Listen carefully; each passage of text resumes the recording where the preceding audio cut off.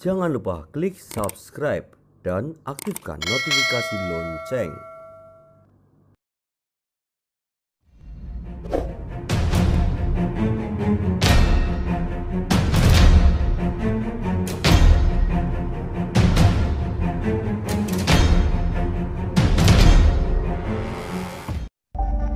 Acara ini dipersembahkan oleh Pekam Rukyah Jogja, terapi syar'i sesuai sunnah Nabi, pengobatan medis dan non-medis, Jalan Luwanu 44 Yogyakarta, telepon 0823 1347 7172.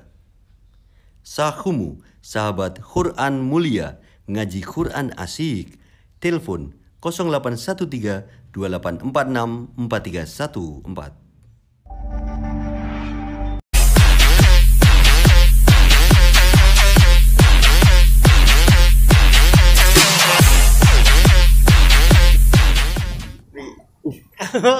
Apa? Seneng. Udah seneng. Kok bisa? Gimana? Apa? Kok bisa seneng tuh kenapa? Hatinya itu lagi sumbernya. Lah sebabnya. Oh, sebabnya dia ada. Ya, sumbernya kan ada alasannya. Karena hatinya tentram dan damai. Saya tuh menikmati ini anginnya tuh buk gitu. Oh iya. Kayak kita di pantai bener, enak. Seneng. Asri suasananya. Nah. Sepoi-sepoi manja. Wus. Wah, enak tenang. Itu. Anginnya itu bikin gemes. Bikin aku nggak bisa move on, Wan. Wus. Kenapa ini ada yang dimasalahkan apa nih? Ada persoalan apa yang harus kita selesaikan? Oh iya. Saja. Ini nih, saya tuh mau tanya. Nah. Tahu itikaf nggak? Iktikaf itu berdiam diri di dalam masjid, ngertiku gitu. Nah, itu. Terus? Jadi nek setiap itu loh, puasa nek malam itu loh, ya. Kan itikaf di dalam masjid. Ya. Itu kadang ono sing nangis, ono sing berdiam diri. Ya. Kadang yo ono sing ngorok. Ya. Kebadut saking kusuk. Ya. Itu sebenarnya iki piye to itu? Secara hukumnya kepiye itu loh. Ini pertanyaan yang salah untuk ditanyakan pada saya. Ya aku radong nek dadi aku aja itu masih bingung sebenarnya itikaf itu harus dilakukan di masjid apa iso ning mushola apa iso ning omah. Itu kadang kan kita jadi pertanyaan yang umum di masyarakat tapi kita bingung juga. Nah, ya kan kayak gitu. Nek menurut saya dengar-dengar kan Mas Cawan ini kan dia waktu lulus kuliah kumlat. Tuh. Nah, ini Blumbang. Kayak Blumbang. Saya kulot ya. Kumlat kum Banyuaki. Nah, itu makanya dia juga bingung. Itikaf itu apakah ada perlu menit apa? Ya, sekian menit ya. Nah. Sekian menit atau sekian ayat atau sekian lamanya itu berapa itu? Gitu? Oh, iya. Kita kan sih dong paham itu. Bisa dihitung pahala berapa menit kan? Terus itu setelah Isya atau bisa setelah subuh, setelah duhur, setelah asar, setelah maghrib? Itu ya bingung. Hukumnya piye ya? Tapi nek bingung balik kabeh kok. Balik aja ke Iya, ini kan pertanyaan yang biasa di masyarakat. Mungkin nek orang-orang itikaf padana itu menyadari kesalahannya. Mengingat dosa-dosanya. Orang itu jangan pernah mengingat tentang kebaikan, tapi ingatlah tentang kesalahan. Iya. Ingatlah tentang kesalahan kita berdua. Saya yang ngajak kamu. Nah, iya kan. Kalian berdua tuh kelihatannya pernah melakukan hal yang sama dan sejenis. Lah ya kita sama ke satu tempat yang sama kelihatannya. Kita boncengan. Gitu aja. Waktu yang nganter ke si Iwan apa? Iya. Ngayunya cewek itu loh, ngayunya cewek itu senengannya disingkat itu loh. Oh, piye misalnya? Yang lis mureng deh. Oh iya. Alis semua ireng. Iya. But wes. Apa itu? Rambutmu sing tipis. Oh iya. Aku suka deg-degan toh. Lit muning. Terus jebol kulitnya kuning. Ya namanya orang jatuh cinta kayak ngono kuwi. Apa-apa itu bisa diumpamakan kok. Makanya ini satu pertanyaan yang umum di masyarakat tadi. Manfaatnya iktikaf jane nggo apa? Misalnya gitu ya. Terus ya mau berapa lama? Terus apa tadi? Apakah hanya berdiam diri saja misalnya kita nggak baca, nggak ngapa-ngapain pun oke. Ataukah boleh di sana sambil di masjid baca buku yang lain misalnya Baca Al-Qur'an boleh, buku yang lain boleh. Sambil ngenet boleh enggak? Misalnya kan itu kadang kita belum paham loh. Lah iya. Iya toh? Terus nek misalnya apa ya istilah lagi efeknya ke kita itu tidak banyak kok banyak orang yang itikaf. Iya. Nah, Apakah itu hari terakhir aja, 10 hari terakhir atau dari hari pertama boleh misalnya gitu kan. Itu kan pertanyaan yang apa ya? Selama ini selama bulan Ramadan itu selalu kepikiran toh. apakah harus tidur? Nah, Kan? Atau cukup cuma beberapa jam pulang. Nah, apakah hitung itikaf atau tidak? Nah, itu kan timbul pertanyaan yang sangat besar sekali itu. Itikaf ini nek ngomong-ngomong itu ya. Nah, itu lagi ngomong kayak itikaf. Orang maksudnya nek ketika itikaf dalam masjid tuh. Ya. Nah, batal rawuh. Nah itu ya nggak paham. Nanti tanyakan aja, disimpan pertanyaan-pertanyaan ini. benar. Tapi nggak masalah ini angin gede-gede ini beng beng Enggak beng. masalah, malah silir. Silir ya enak ya. Ini kan suara angin sing ngeriduati. Hmm. Ngelingake sliramu sing tak tresnani. Oh, ini dia bisa nyanyi seperti karena sering lewat jalan anyar. Nah, iya. Jalan anyar karo konco tapi mesra itu jadinya kayak gini. Ya tapi sayangnya akhirnya ditinggal rabi karo bojone itu. Nah, Bahasan saiki nikah atau bojo galak ya. Nah, Soleh lunjak-lunjak. Itu buta. Betul. betul galak ya. Nah, Mm-mm. Ya ini harus tahu banyak ilmu itu akan membuka pikiran dan wawasan. ditunggu. Kita ora percaya ta ya nek aku. Ini tuh nguasai nek masalah anu tuh banyak hal tuh perbedaan. Saya masalah wae tak kuasai. Aku ini kena masalah kok. Oh. Persoalan oke. persoalannya. Kowe anake sik kon tuku soal ning sekolahan. Gurune ora mikir. Oh, iki suka persoalan kok anake Bali sik tuku soal. Lah iya. Iki ora nambah persoalan. Ujian hidupnya udah banyak kok. Anaknya sih kon ujian Ujian, meneh. Kan ya ora Aku anakku gue mbok rasa tuku soal. Persoalane bapak dolenane gurune. Nah. Malah mending Lah tuh. iya. Pak, sisa aku arep ujian. Loh, ujianmu apa sih kurang ning omah iki? Oh. Kok ya malah ujian ning jopo. Makanya itu. Kalau masalah ini kalau kita bertiga diskusi itu nggak akan selesai Nggak karena akan kita selesai. pemahamannya juga terbatas, ilmu agamanya kita juga terbatas toh. Dalil-dalilnya masih kurang. Nah, Wah nek kita iki nol loh. Lah iya. Yo bensin Mas. wah Saya pengetahuan. Lah iya. masih terbatas. Masih terbatas, kita harus bertanya ke yang ahlinya. Mending telepon Ustadz Fahmi aja mas, bawa handphone toh. Nanti masih OTW Telepon Jogja. aja. Coba ditelepon mas. Kita nanti tanya minta beliau ke sini ya. Halo Pak. Belum dipencet tadi. Iya. Ini anu Pak, Oh, langsung nyambung. oh langsung nyambung. Assalamualaikum, waalaikumsalam. Loh, itu kan penting. Oh, iya. Assalamualaikum tuh dapat pahala, jawab salam juga dapat pahala. Oh, dirangkap ya. Langsung dirangkap.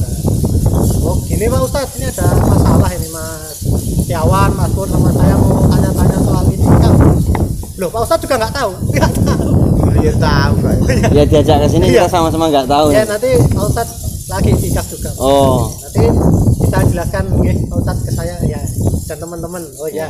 Ya, ini udah. perjalanan sini. Yaudah kita tungguin. Nanti kita tanya sama Ustadz Fahmi aja.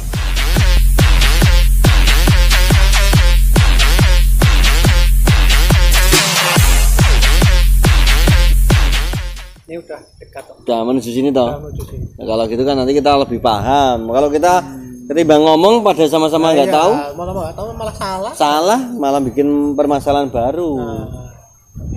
Monggo Ustaz. Wah, Nah ini. Waalaikumsalam. Salah Pak. Ayo ditunggu ini. Tadi Sama siapa mas? sama saya. Oh, alhamdulillah. Ini. Hati ini Kita ini sudah haus ilmu. masalah minum. Lucu ya. Kan lebih banyak kolam. Jangan kudu kelamikan anu ya, wis ana kuwae. Minum. Lah haus soalnya. tahu. Iya. Ini pengen tanya apa mau? Etikaf tuh kan kita kadang nggak paham detailnya. Ya. Ya. Bener nggak artinya etikaf tuh berdiam diri di masjid gitu. Nah kalau berdiam diri itu apakah kita meneng blas atau boleh ngomong atau pripun? Dan Ada apa jangka saja? waktunya enggak gitu. Pak? Nah berapa lama minimal? Ya. Nah Ya. itu Ustaz. Ya Pripun? teman-teman ya Ya. dan pemirsa semuanya, memang perihal iktikaf ini sering diabaikan Ya. oleh sebagian besar Ya. kaum muslimin Ya. yang menjalani ibadah di dalam bulan Ramadan. Padahal yang namanya iktikaf ini adalah bagian dari kelengkapan di dalam menjalankan ibadah selama bulan Ramadan. Kenapa saya katakan ini sebagai sebuah kelengkapan? Karena Rasulullah Shallallahu Alaihi Wasallam tidak pernah meninggalkan yang namanya iktikaf. Tadi dikatakan oleh Mas Tiawan, terus berapa lamanya? Nah, itu. Kalau kemudian kita berbicara masalah iktikaf, itu artinya kan berdiam diri dalam masjid, Mas. Ya. Tapi yang dimaksudkan kan bukan terus matung, diem, hanya begegek gitu aja, enggak. Tapi kalau secara istilah dia memperbanyak zikir kepada Allah. Berdiam diri itu artinya bukan kemudian banyak tingkah dan sebagainya, tetapi berusaha untuk mendekatkan diri kepada Allah Subhanahu wa taala. Karena apa? Unsur dari i'tikaf itu ada muhasabah, ada mawas dirinya, berintrospeksi, menimbang bagaimana kemudian ibadah-ibadah kita selama ini apakah diterima oleh Allah Subhanahu wa taala atau kemudian mubadir begitu saja. Sudah kita perjuangkan semaksimal mungkin dengan tenaga dan sebagainya, tetapi mubadir begitu saja. Nah, kita harus bermuhasabah di situ. Dan ini bisa kita resapi betul ya ketika kita berada di dalam masjidnya Allah Subhanahu wa taala. Kemudian yang kedua, di situ pun ada unsur muaqabah, artinya kita berusaha untuk menghukum kita. Sekiranya memang ada amalan saya di hari ini yang kurang, saya akan tutup dengan amal solih yang lainnya.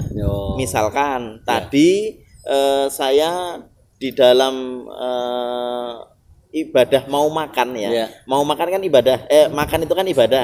Mau makannya lupa tidak berdoa, dia mengikop dirinya, menghukum dirinya dengan memperbanyak istighfar. Saya istighfar 10 kali karena saya tadi lupa tidak berdoa sebelum makan, misalkan semacam itu. Dan ternyata dosa-dosa kecil kepada Allah itu sangat sering kita lakukan. Banyak diberi nikmat sama Allah, lupa bersyukur. Hanya diminta untuk mengawali dengan bismillah, mengakhiri dengan hamdalah saja lupa kok. Ya. Dan itu diakui oleh agama kita. Makanya Rasulullah SAW pun mensunahkan kalau misalkan kita terlupa akan sesuatu itu, makan itu, dan belum berdoa, kok tinggal satu suap, tadi saya belum berdoa. Nah, itu gimana? Nah, doa saja. Bismillahi fi awalihi wa akhirihi. Maka Allah Subhanahu wa taala akan menyempurnakan keberkahannya. Berarti apa? Agama kita pun mengakui bahwasannya kita ini adalah orang yang gampang salah juga. Sering melakukan salah juga. Nah, makanya perlu untuk diikop kita itu, perlu dihukum kita itu. Mengganti dengan amal solih yang lainnya. Atau kemudian kita di masjid dalam beriktikaf itu merasa diawasi oleh Allah Subhanahu wa taala. Merasa diawasi oleh Allah Subhanahu wa taala. Setiap perilaku kita ini dicatat, setiap perilaku ini akan dipertanggungjawabkan, setiap perilaku ini tidak akan pernah terlepas dari pembalasannya. Baik kebaikan maupun kejahatan semuanya akan fair dibalas oleh Allah Subhanahu wa taala. Kalau memang seperti itu, pemirsa semua yang dimuliakan oleh Allah Subhanahu wa taala, kalau kita memang diperbolehkan beriktikaf, bagaimana yang dicontohkan oleh Rasulullah?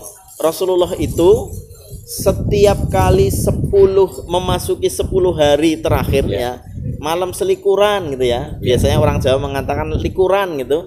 Nah, berarti nanti menjelang subuhnya kita bisa melakukan i'tikaf. Meskipun bisa kita lakukan awalnya itu dari maghrib hari yang ke-21. Maghrib ya. Maghrib hari yang ke-21 sampai batas akhirnya sampai akhir Ramadan. Yang namanya i'tikaf itu kegiatannya tidak hanya malam saja. Pagi, siang, sore. Iya, pagi, siang, sore, malam itu boleh. Dan hebatnya kegiatan itu tidak hanya sekedar zikir, istighfar tadi, atau kemudian mengagungkan dengan kalimat-kalimat thayyibah yang lainnya. Tilawah pun boleh. Tilawah boleh. Kita mengadakan taklim pun boleh. Kita berdiskusi masalah agama pun boleh. Atau misalkan di zaman yang modern semacam ini, saya pas sendirian ini di masjid daripada kemudian nganggur lihat ceramahnya para ustadz, itu pun boleh sebenarnya. Boleh lihat YouTubean. Enggak masalah. Selama kemudian itu dalam rangka untuk mendekatkan diri kepada Allah Subhanahu wa taala, tidak menjadi masalah. Yang lebih istimewa lagi, asalkan kemudian dalam keadaan suci, tidur pun Kalau diniatkan sebagai iktikaf bisa itu dicatat sebagai pahala iktikaf, tapi ya jangan terlalu keterlaluan. Ngosok Ramadan hanya digunakan untuk tidur.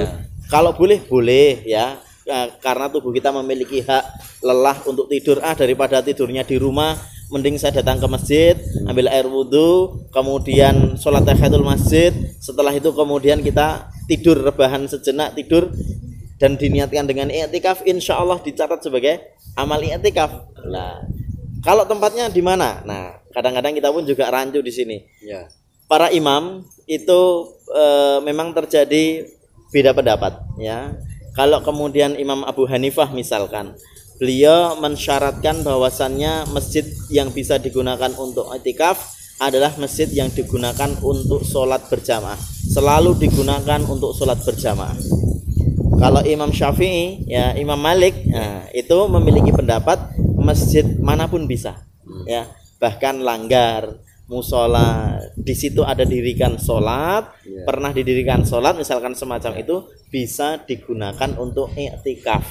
Nah, di akhir usia Rasulullah, ya, di akhir usia Rasulullah itu sampai kemudian Rasulullah itu beriktikaf selama 20 hari.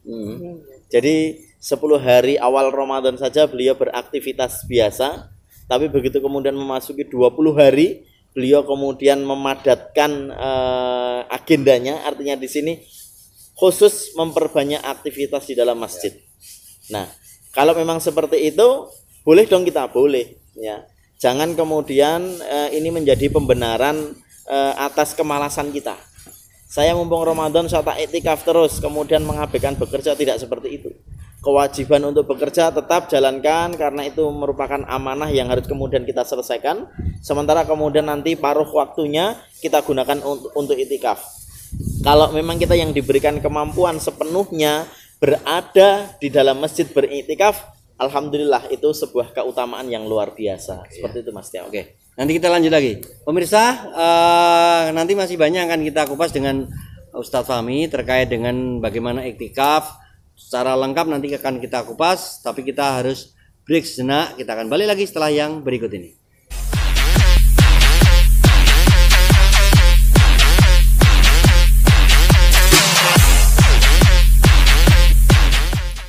Baik pemirsa, masih kita lanjutkan obrolan kita dengan Ustadz Fahmi terkait dengan masalah iktikaf, mungkin syaratnya, rukunnya, dan lain sebagainya ya. Mungkin apa yang membatalkan dan sebagainya, mungkin silahkan disampaikan ke pemirsa ini. Ya, pemirsa yang dimuliakan oleh Allah Subhanahu Wa Taala, melengkapi bahwasannya setiap kita itu sebenarnya berhak untuk melakukan i'tikaf. Tetapi tentu saja yang namanya sebuah amalan pasti ada syarat dan rukunnya. Ya. Kalau syaratnya i'tikaf, ya dia adalah seseorang yang beragama Islam tentu saja, ya. Karena i'tikaf itu hanya dilakukan di dalam masjid, ya. Dan apa yang mau dilakukan pun juga ditentukan oleh agama, maka syaratnya adalah dia seorang muslim. Kemudian yang kedua, dia pun dalam keadaan suci, ya. Tidak bisa seseorang beriktikaf tapi dalam keadaan junub. Tidak boleh, dia dilakukan di dalam masjid. Iktikaf tidak ada selain di masjid, ya. Tidak ada. Jadi di musola nggak boleh Mas? Boleh tadi, makanya di musola bisa Mas, ya. Maksudnya tidak hanya sekedar diam terus dikatakan iktikaf karena kamu diam di bulan Ramadan, tidak gitu, ya. Tapi dia di dalam masjid. Kemudian sehat akalnya, ya, sehat akal, karena tidak mungkin orang yang gila itu melakukan ibadah kepada Allah, karena kalamnya pun Allah angkat, artinya dia tidak terhukumi dosa, ya.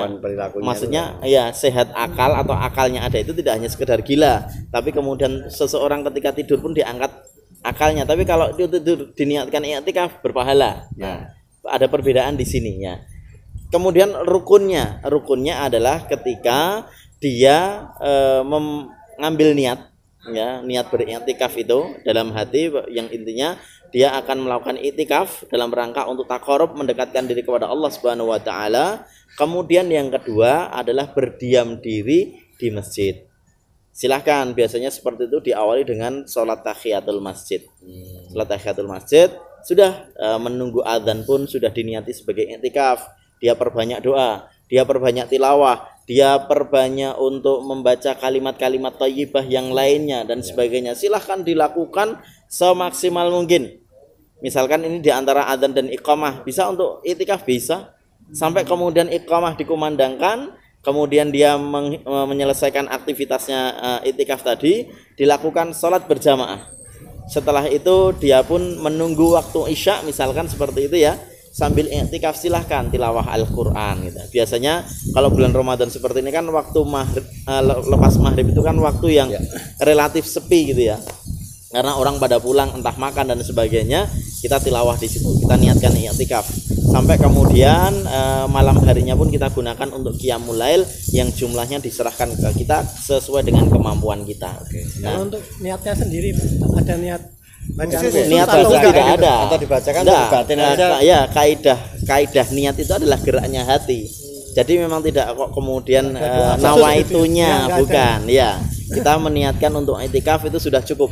Ya, Allah mengetahui gerak-geriknya hati. Apakah tidak diperbolehkan untuk dibaca? Silahkan. Itu hanya untuk mereflekskan, mengingatkan fisiknya bahwasanya saya ini mau melakukan iktikaf. Tetapi secara prinsip yang namanya rukun itu tadi adalah niatnya. Maaf, jangan kemudian terbentur pada khilafiyah di sini. Bukan lafadznya niat. Yang namanya rukun itu adalah niat, ya, bukan lafadz niat. Kemudian melakukan aktivitas dalam masjid tadi sesuai dengan kaifiat atau kaidah di dalam agama kita. Intinya dia berdiam diri, membaca Al-Quran, bertafakur dan sebagainya. Nah, kalau berbicara seperti itu berarti ada sesuatu yang menjadikan seseorang tadi mosok 24 jam kali 10 hari itu tidak keluar dari masjid. Nah itu. Nah gitu kan. Nah makanya ada kalanya iktikaf itu menjadi batal. Ya itu gimana? Tetapi ada aktivitas juga yang tidak membatalkan iktikaf. Yang membatalkan apa sih? Yang membatalkan misalkan ketika seseorang itu murtad. Ya. Atau kemudian dia keluar dari masjid tanpa ada keperluan. Artinya ya hanya main misalkan. Kalau di terasnya toh, kalau itu memang bukan masjid ya, bukan masjid, kita sudah keluar tidak ada keperluan yang lainnya, sebenarnya batal. Nanti memperbaiki lagi, kita kembali lagi masuk ke masjid, niatan iktikaf lagi. Ya, yang menentukan adalah niatannya itu tadi. Banyak kegiatan-kegiatan yang sebenarnya tidak perlu ya. Yang tidak perlu, misalkan temennya datang ke masjid sama-sama di situ kemudian ngobrol dan sebagainya.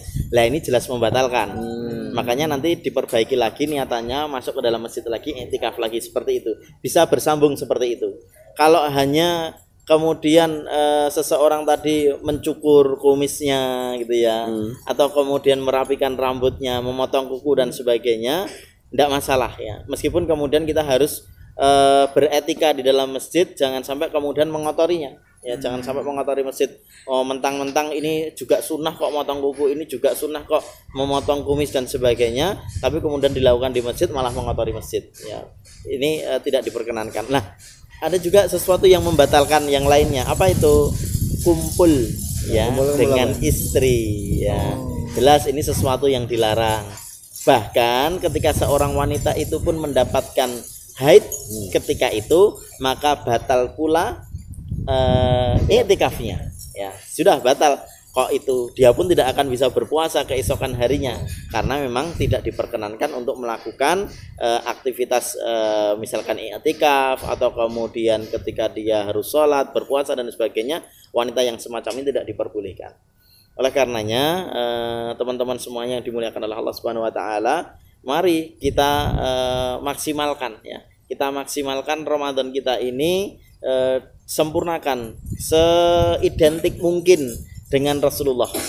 Rasulullah betul-betul mampu untuk mengurangi aktivitas-aktivitas dunianya di 10 hari terakhir, sebisa mungkin kita demikian.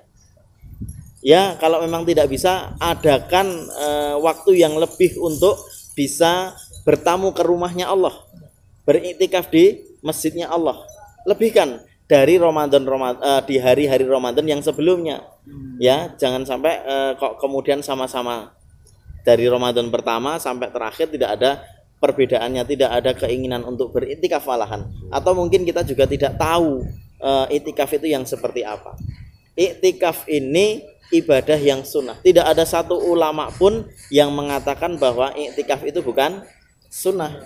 Ya, bahkan Rasulullah selalu melaksanakannya. Ya, itu menarik sekali ya. Kalau batas usia itu minimal ada nggak? Orang Mulai bisa dari dikatakan, berapa itu, Pak? TK, apa ya. SMP, SD, balik. Kalau kemudian dihitung sebagai ibadahnya adalah orang yang mukallaf, ya balik ya. Mukallaf itu artinya orang yang siap menerima perintah. Ya, dia sudah terhukumi. Ini salah ya dihukum, ini benar mendapatkan pahala. Kalau anak kecil kan masih terbebas. Ketika dia melakukan kebaikan menjadi tabungan orang tuanya, kalau memiliki keburukan dimaafkan oleh Allah Subhanahu wa taala. Tapi kan tidak mungkin ya. Kalau kita itu kepengen dia menjadi orang yang dewasa, kemudian lebih taat kepada Allah Subhanahu wa taala, diberikan kesempatan hidupnya ini umur yang panjang tapi dalam rangka taat kepada Allah Subhanahu wa taala. Ya. Oke. Sebagai kesimpulan dari obrolan kita, Ustadz, mungkin disampaikan ke pemirsa intisarinya apa, sehingga pemirsa makin istilahnya paham secara detail tentang iktikaf. Kami persilakan untuk disampaikan, Ustadz. Pemirsa yang dimuliakan oleh Allah Subhanahu wa taala, iktikaf ini selalu disampaikan, selalu diingatkan di akhir-akhir Ramadan. Tetapi kenapa kita masih merasa malas? Tapi kenapa kita masih merasa tidak perlu untuk melakukan iktikaf? Padahal kita hanya tinggal mengalihkan aktivitas kita di rumah, dipindah di masjid. Tidak kemudian melakukan ibadah perbuatan-perbuatan yang mubadzir, tetapi diganti dengan amal-amal solih. Kalau kemudian tadi saya katakan bahwasanya tidur pun bisa dikatakan terhitung berpahala iktikaf asalkan diniatkan ya, memberikan hak tubuh kita dan kita dalam keadaan suci pun Allah Subhanahu wa taala akan mencatat itu sebagai amalan yang akan dibalas dengan kebaikan. Oleh karenanya di Ramadan yang mulia ini, mari kemudian kita perindah diri kita dengan salah satu kebiasaan Rasulullah, yaitu di 10 hari yang terakhir untuk mengakrabkan diri beraktivitas di dalam masjid, yaitu berupa i'tikaf.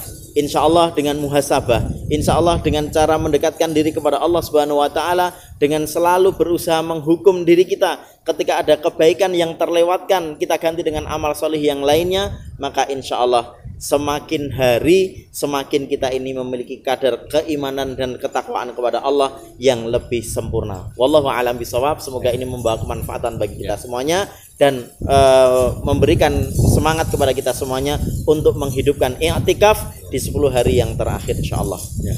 Terima kasih Ustadz Fahmi.